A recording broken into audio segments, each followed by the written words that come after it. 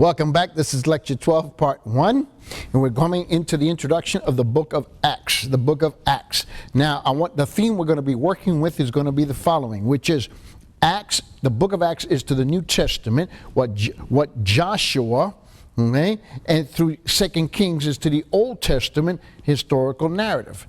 And that really sets the tone and the pace. In addition to that, the book of Acts forms an indispensable link. That's really key for you to understand. An indispensable link between the accounts of Jesus' life, which gets related to us in the four Gospels, okay, and their interpretation and the application of all of these apostolic truths, okay, the apostolic letters of the New Testament. So that's really key if we understand the book of Acts. There are a number of transitional books in the Bible that are critical and crucial for us to understand, and Acts is one of those books that takes us between the Gospels, okay, and the life of Jesus and those truths and the application of those apostolic letters, which takes us into the book of Romans forward. So Acts is the key. It is the key book for understanding this. So it forms this indispensable link, and that's the reason why the book of Acts, in fact, Acts tends to be the most misquoted book, misapplied book, misinterpreted book that I find in the New Testament, particularly because it is one of the books that deals with the birth of the church, the historical foundation of the church, and yet the fulfillment of a number of prophecies, but not all those prophecies were fulfilled in the book of Acts, but the beginning of many of those prophecies were fulfilled, but to be continued later on, and as it is revealed to us later in the epistles. And I want to also remind you of the fact that we have a reading that we have to stay on top of, and that's going to be Dr. Ben Ware's book. You should be on pages 137 to page 151, and then in Dr. Carson's book, you should be pages 285 to 296 by this stage of the semester in your reading. Keep up with your reading. It becomes crucial because your exams, your quizzes, are in fact coming out of the books as well as the lecture notes. I want you to keep track of that and the statements that I have made throughout these lecture series. As we go into the book of Acts, I also want to encourage you to slow down in some of the reading that you do. And I know that may sound strange for my part because I tend to read somewhere between 2 to 3 to 4 books a month, apart from everything that I do. And I am just ferocious about my reading. But I want to remind you that when you come to certain parts of the books in the Bible, you need to slow down. And that's where I want to encourage you now as we enter into the book of Acts. A number of opening statements with regard to the book of Acts itself. And that is, in fact, that Acts forms, as I told you, an indispensable link between the accounts of Jesus' life and their interpretation, as well as and the application of these truths in the apostolic letters of the New Testament. This is really what helps to solidify for us, okay, the Gospels into the epistles, and is the book of Acts. Now, the early church itself developed and circulated 2 collections of the New Testament writings. And there were 2 collections, and it's because we see it only as one in the New Testament, but this is how they did it. They circulated the Gospels. That would be Mark, Matthew, Luke, and John. And notice in the order that I said Mark, Matthew, Luke, and John, instead of the traditional, as we say it on the West, in the Western Hemisphere, which is Matthew, Mark, Luke, and John. And that's because Mark is believed to be the first of the Gospels that was in fact written. And so when it was circulated as Mark, Matthew, Luke, and John, and that's called the Gospels. And so that was circulated separately. And then the apostolic letters. The apostolic letters is a second group that was, in fact, in other words, Paul's letters. Paul's letters were circulated as a separate group as well. However, with the early Christological heresies, which did develop in the 2nd century, did not take long. Heresy does not take long to rear its little ugly head up, and it did not take long. The value of the book of Acts, in fact, it was heresies that made the value of the book of Acts much more important to the early church. And it became quite obvious of the value of the book of Acts. Acts reveals the content and the purpose of the apostolic preaching and the amazing results of the gospel. That's what it does. But it's in the midst of this that in the 2nd century, as I said to you now, did not take long to rear its ugly head and begin to insert itself within the teaching of the church. In addition, the historical accuracy of the book of Acts has been accentuated and confirmed by modern archaeological officials. And let me just cite those for you very quickly. And that would be if you were to read, for example, the writings of Stratodoi. Stratodoi was it's confirmed for us quite in the book of Acts in chapter 16, verse 20, verse 22, verse 35, verse 36 and 38.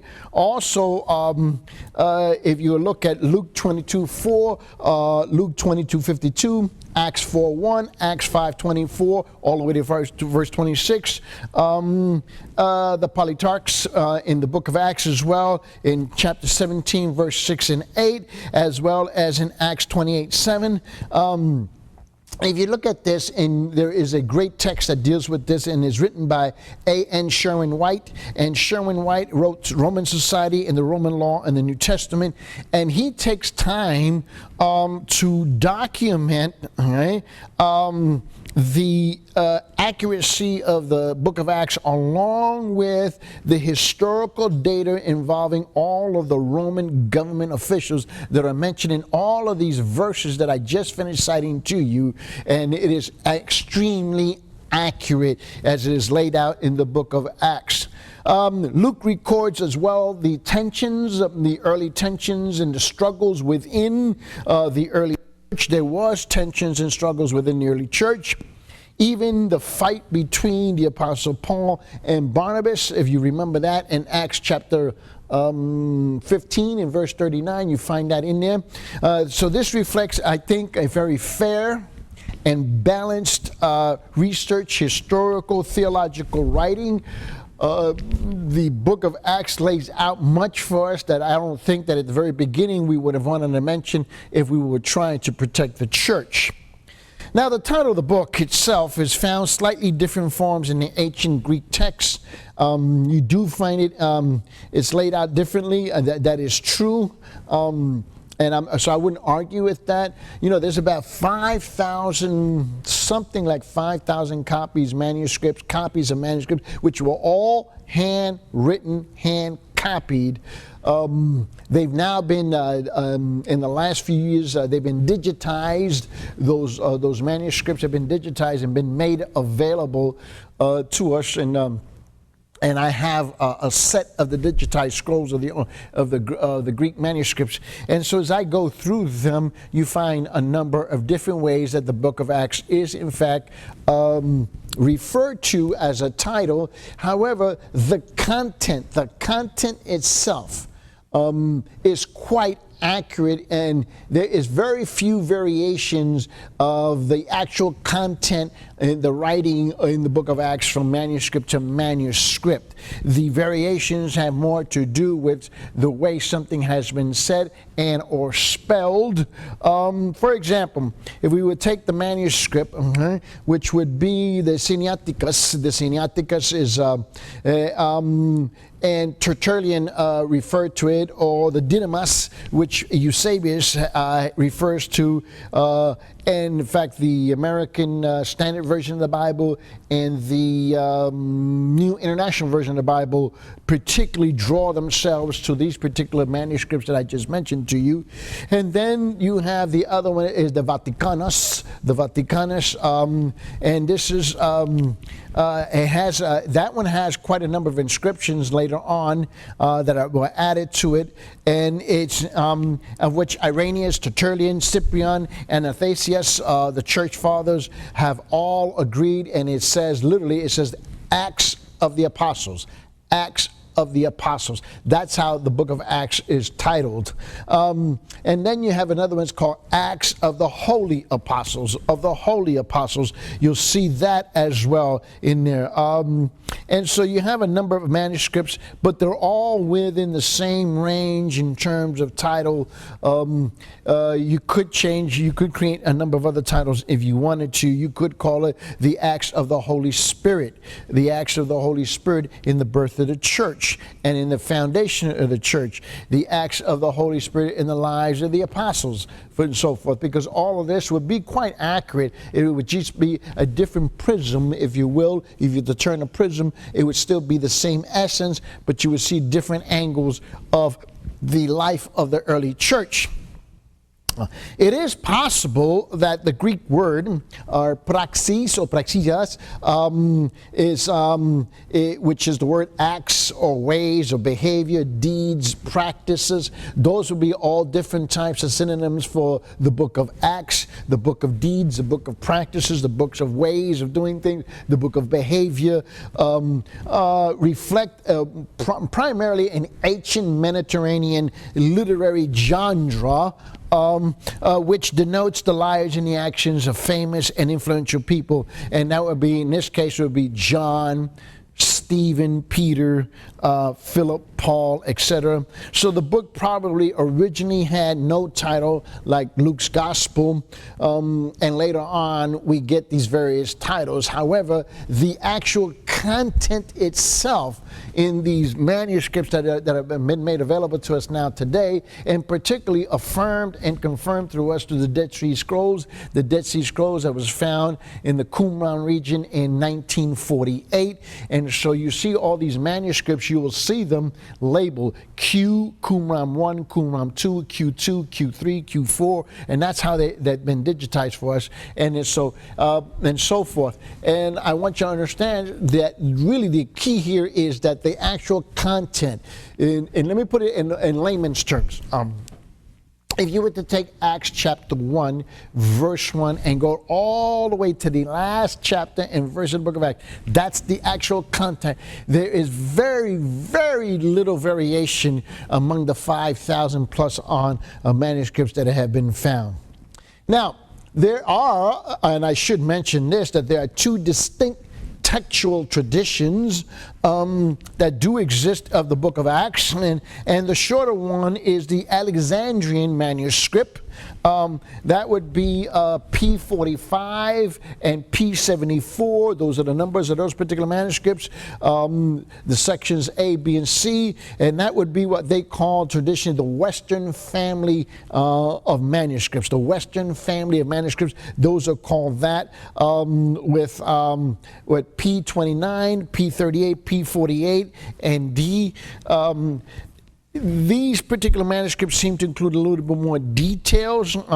It's uncertain whether they are from the author or were later insertions by scribes based on early church traditions.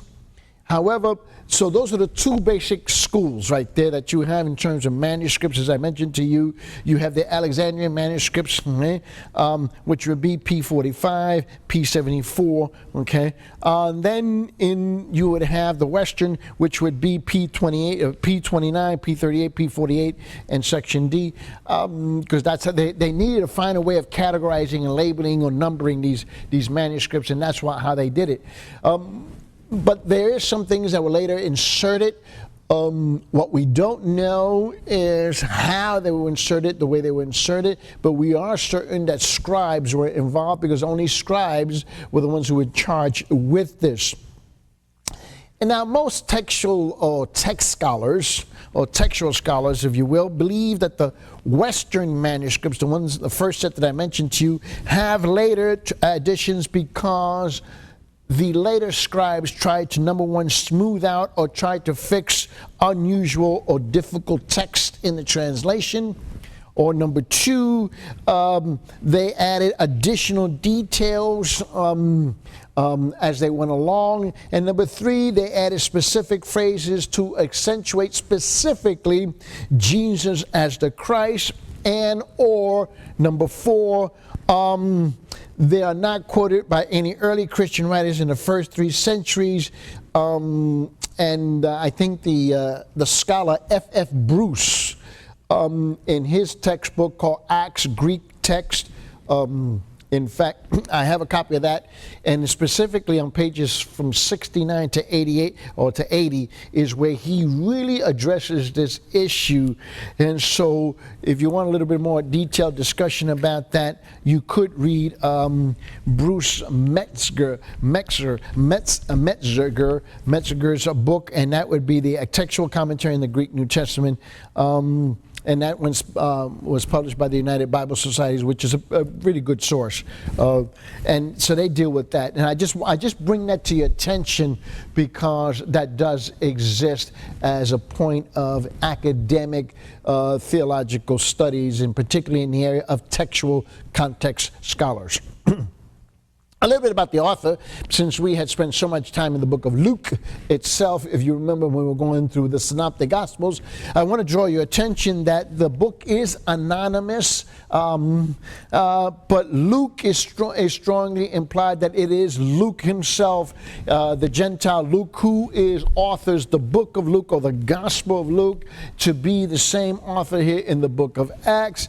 Now, there are a number of things that I would like to present to you with regard to that, because I think as I study out all the various sources that are available to us there, and I don't pretend to have seen them all, I attempted to get my hands on all of it, if not most of it, would be that the unique and surprising word we, what we would call the we sections, quote unquote we, W-E, the we sections. You find that in the book of Acts, for example, in chapter 16, verses 10 to 17. This would be the second missionary journey at Philippi. You see that pronoun there, you see we is used a great deal there. Also in the book of Acts chapter 20, verses 5 to 15. In addition, Acts 21, verses 1 through 18, which is the end of the third missionary journey. And then as well in the book of Acts chapter 27, all the way from verse 1, all the way to Acts chapter 28 to verse 16. Paul sent as a prisoner to Rome strongly imply Luke as the author, and because the we sections is written in such a literary style as Luke himself, and we know that Luke did travel extensively with Paul in his journeys.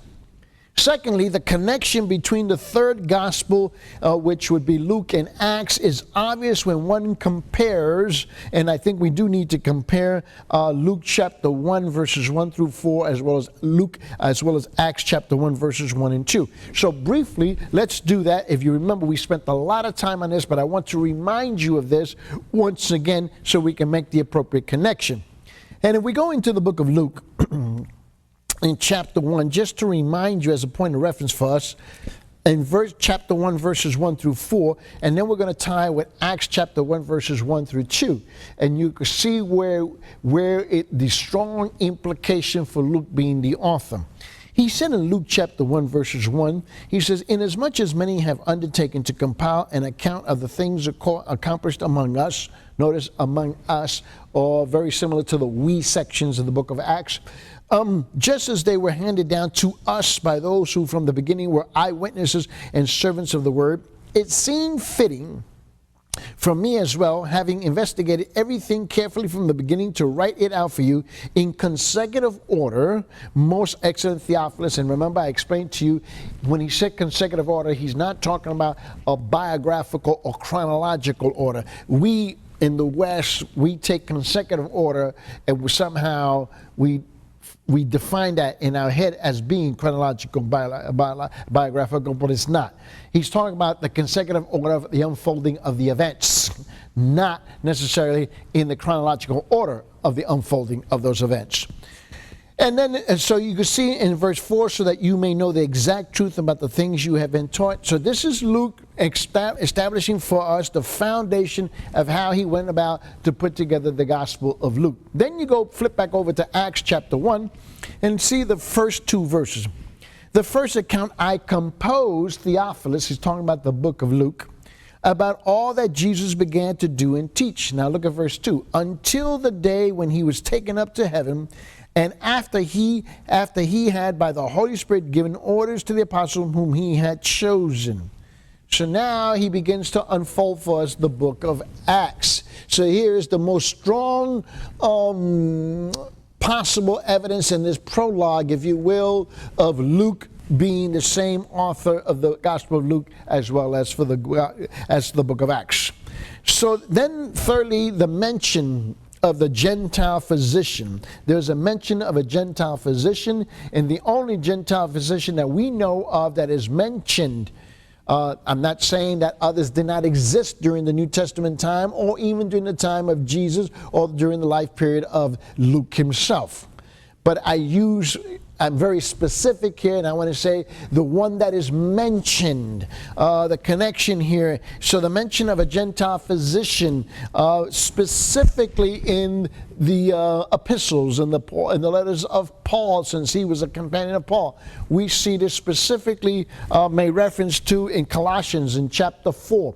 Verses 10, 11, 12, 13, and 14, there's a specific mention of this Gentile physician. In Philemon, we see that in verse 24 as well. And 2 Timothy chapter 4, verse 11 implies Luke, the only Gentile writer in the New Testament.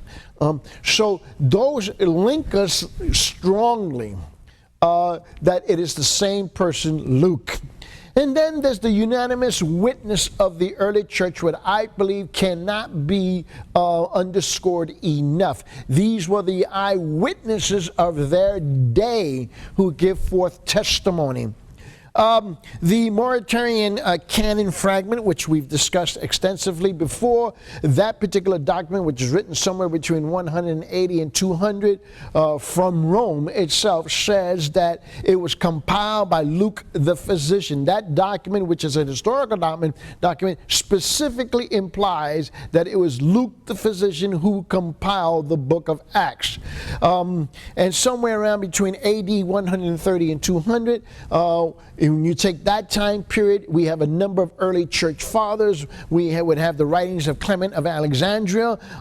We would have the writings of Tertullian. We would have the writings of Origen, in addition to all affirm in their writings as the early church fathers that it is in fact Luke who compiled the historical accounts of the book of Acts itself. So I want you to see that. And then there's quite a number of internal evidence within itself of the style, the vocabulary, the way if you look at remember I told you about the manuscripts, the digital ones that I have, and when I compare the ones to Luke and the one to Acts, it's extremely similar in its vocabulary and the style, and particularly since both of them use medical terms greatly.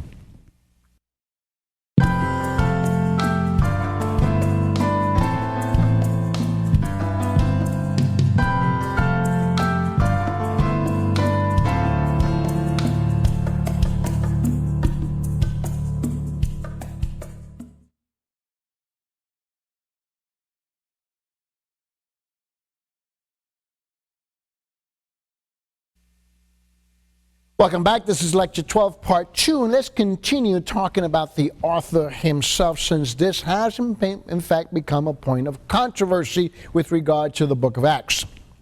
Now, we have 3 sources of information about Luke. There are 3 sources. I want to mention them to you. First of all, we have the scriptures themselves. And that would be the 3 passages that is found in the New Testament itself. And that is Colossians chapter 4, verses. In fact, let's go there to Colossians chapter 4.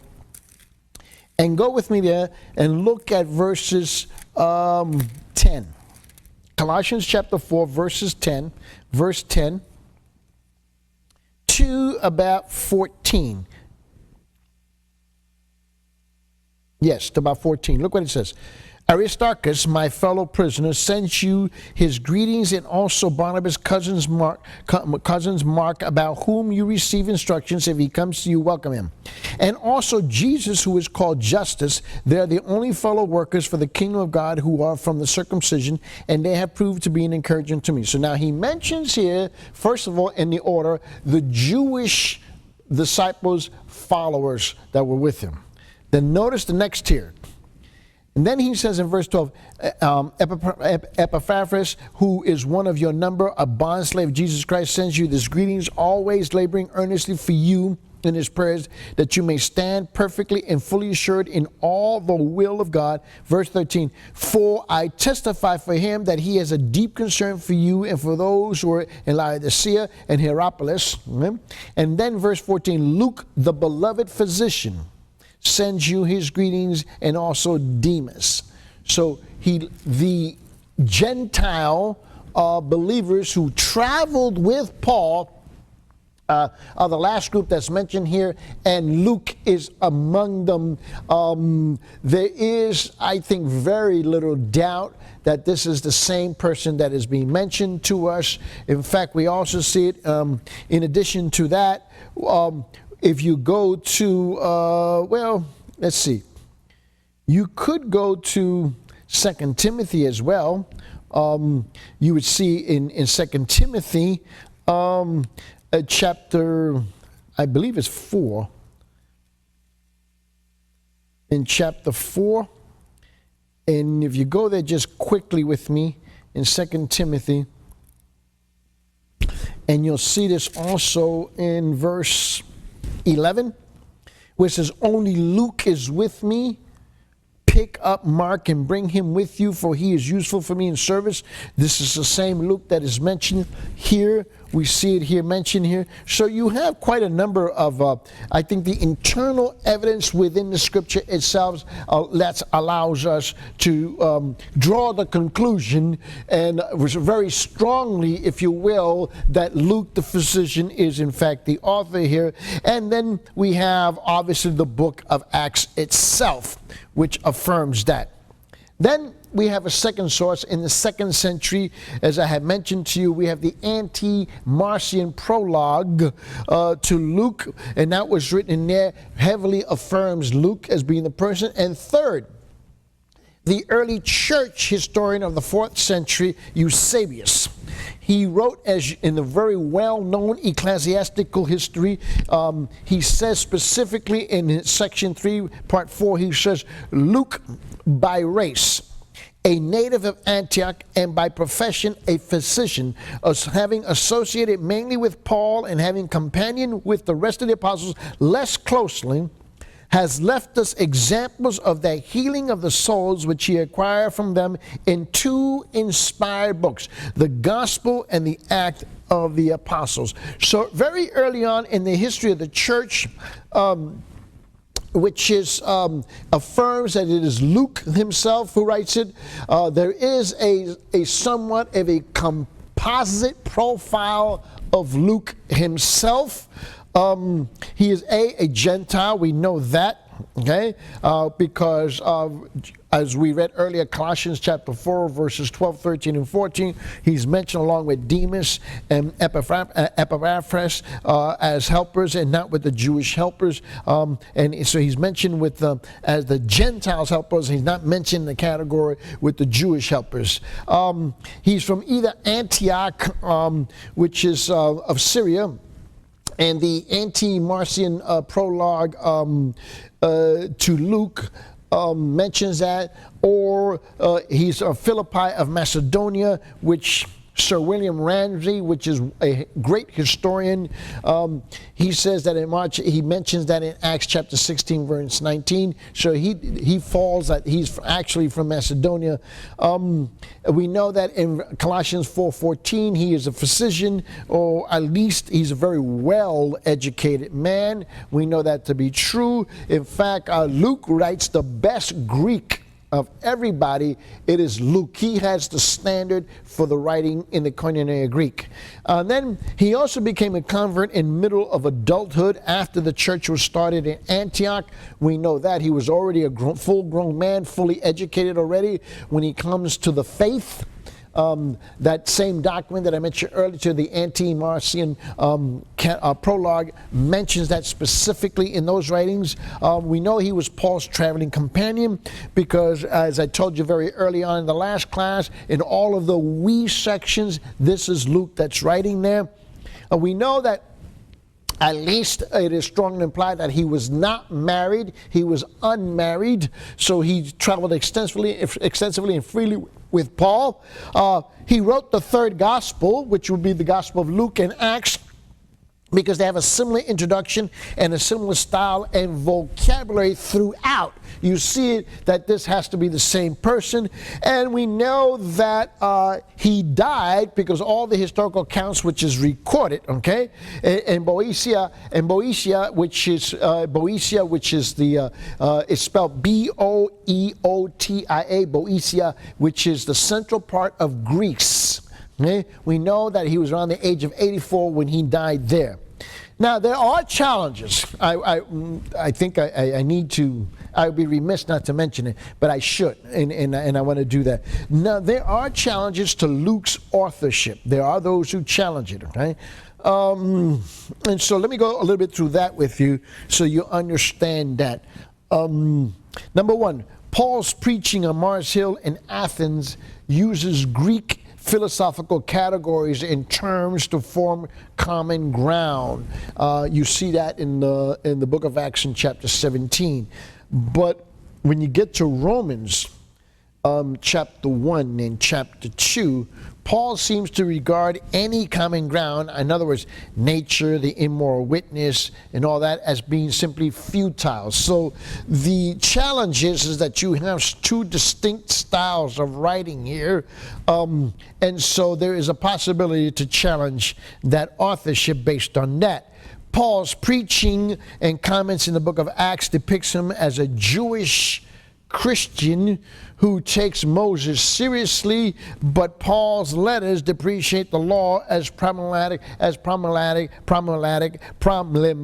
and passing away. And you can tell I'm rolling at the tongue here somehow. I have no clue why.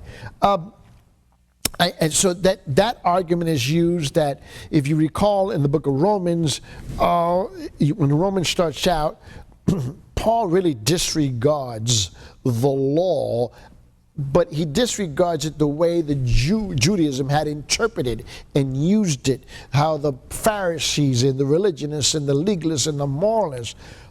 He doesn't oppose Moses' law on the basis of Moses' law. He opposes Moses' law on the basis that how the Pharisees and the zealots and the scribes and the Sadducees had perverted it. Okay?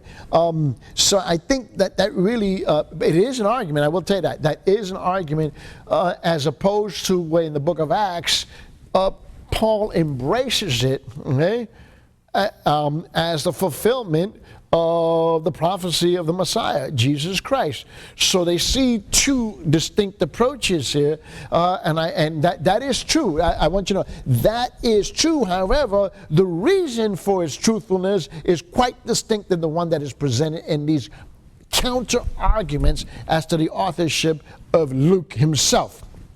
In addition, Paul's preaching in the book of Acts does not have the eschatological focus that his earlier books have, for example, 1st and Thessalonians. Well, of course not, because that argument is presented to us, because if you were to take the first book of Thessalonians, for example, you remember the history of Thessalonica and the early church day. This was a great church. It was a great church. If you were to take 1 Thessalonians chapter 1, verses 1 through 10, you would see the model church. And that really is the model church outside of the Church of Jerusalem in chapter 2.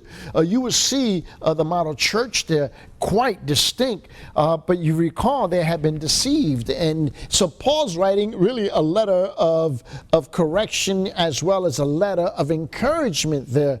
So even though you have two distinct approaches to this particular topic, but they're for different reasons. So I felt you should know that argument exists out there, and the reason why I would debunk it.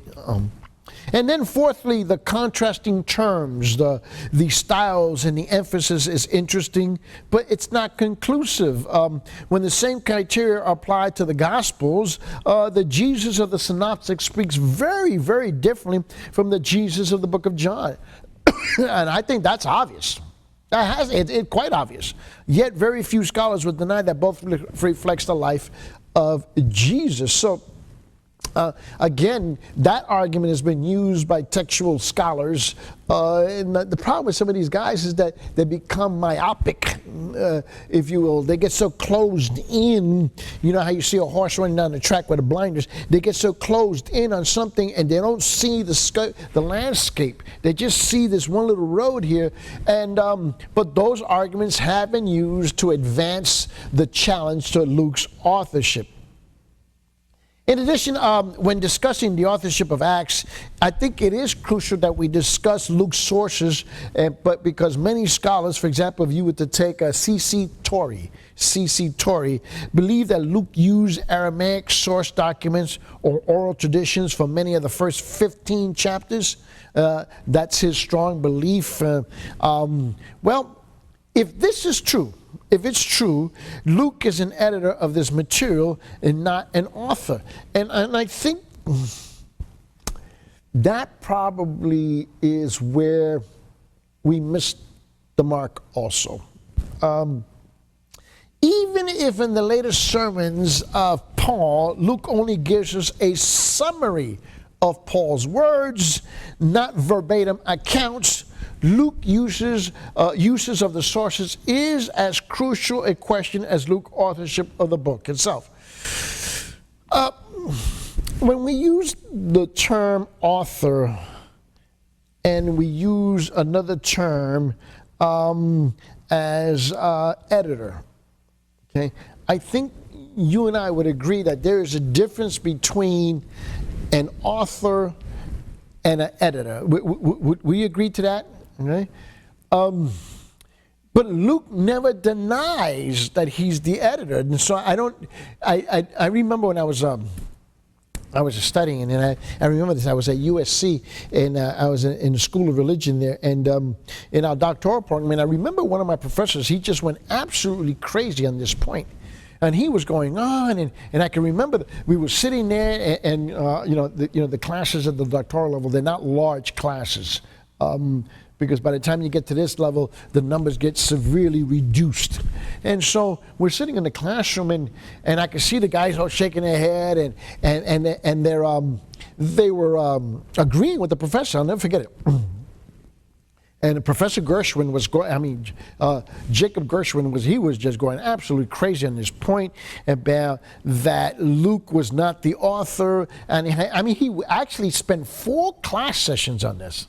It was 4 full class sessions, and these are 2-hour lectures. And he went on this, and he got into all this minutiae detail. And toward the end of that, toward the end of that 4th lecture on this particular subject, I do recall he looked at me and he said, "Ildefonso, you don't seem to be convinced of the arguments." And I didn't answer him. I didn't think I had to answer him.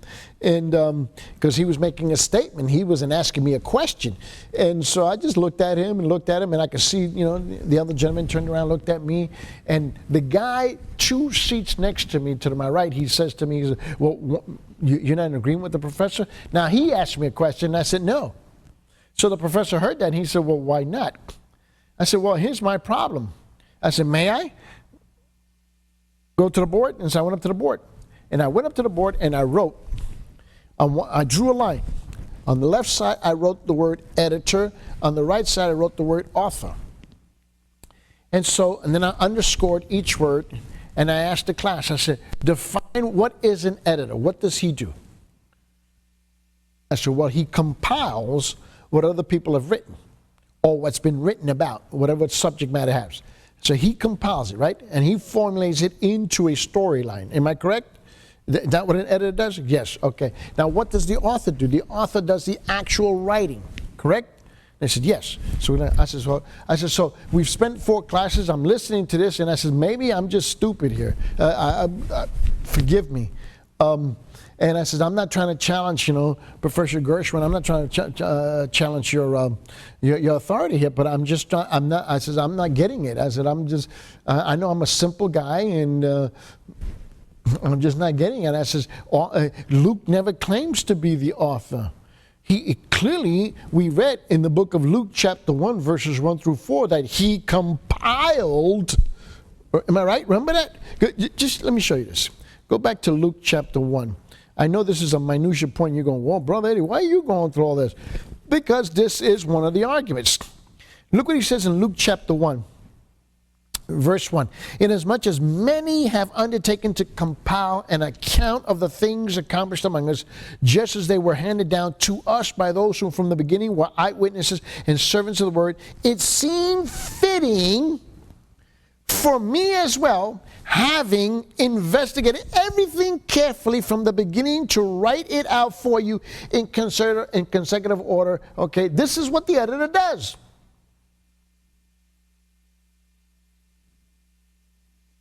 Am I right or am I wrong? What? Well, go to Acts chapter 1. In Acts chapter 1, verse 1, he says, the first account I composed. He said, I composed. Now, this technical term is being used in the way an editor uses it. I composed Theophilus about all that Jesus began to do and teach until the day when he was taken up to heaven, after he had by the Holy Spirit given orders to the apostles whom he had chosen. So now, Luke never claims to be the author, but clearly he says he composed, he put what was already written, put it together. So I'm not understanding the argument against or the challenge to Luke's authorship, because I think it's a false dichotomy. Well, dead silence hit that room.